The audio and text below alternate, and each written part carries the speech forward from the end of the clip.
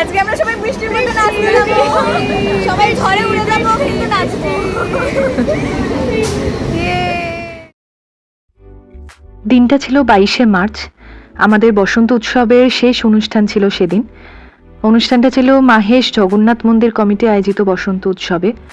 দেখতেই পাচ্ছেন চারদিকের আবহাওয়া ভীষণ খারাপ ছিল, সকাল থেকে প্রচণ্ড বৃষ্টি পড়ছিল।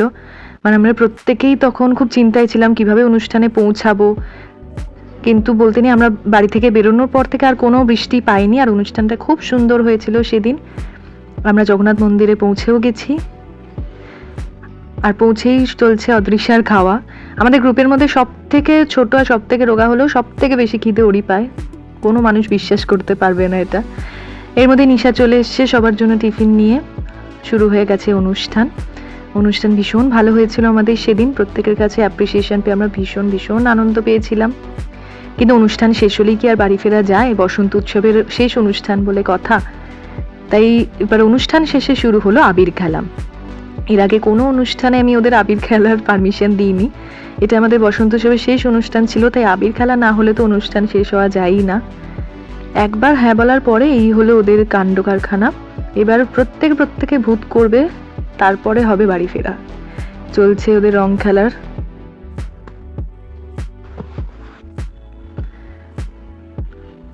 এই যে সবাই এখানে একসাথে, এখন সবে শুরু রং খেলা।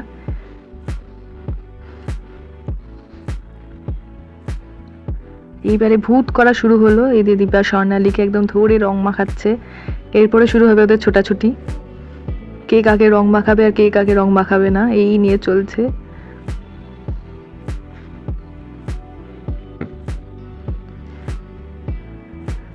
একটা সুন্দর ভিডিও নেয়ার পিছনে এবারে পরের অবস্থাটা দেখুন, আফটার এফেক্টটা আরো হাস্যকর। এবারে মোটামুটি আমাদের রং খেলা শেষের দিকে। এবারে বাড়ি ফেরার পালা। একদম ভূত হয়ে গেছে প্রত্যেকে, এবার টেনে টেনে বাড়ি নিয়ে যাওয়া হচ্ছে ওদেরকে।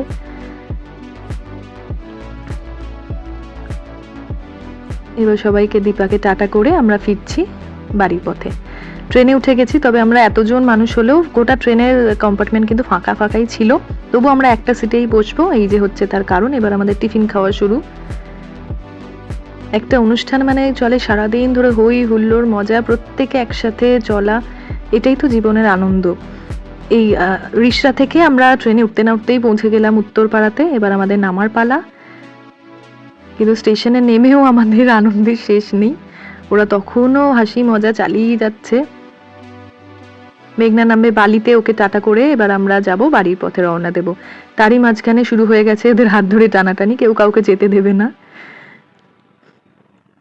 আর রইল কিছু সেদিনকার সুন্দর মুহূর্ত।